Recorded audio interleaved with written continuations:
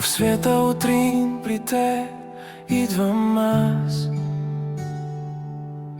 да чуя в сърцето твоя мил глас.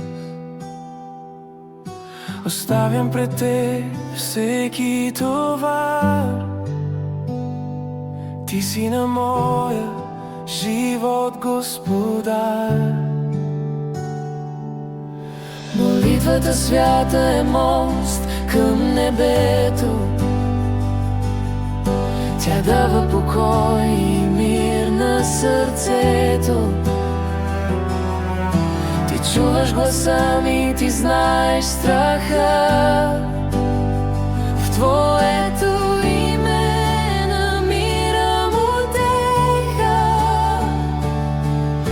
Когато е тъмно и пътят е тежък, твоята милост е огън поддържаш. Ти си моята сила и мой подслон. Прекланям се днес пред твоя трон.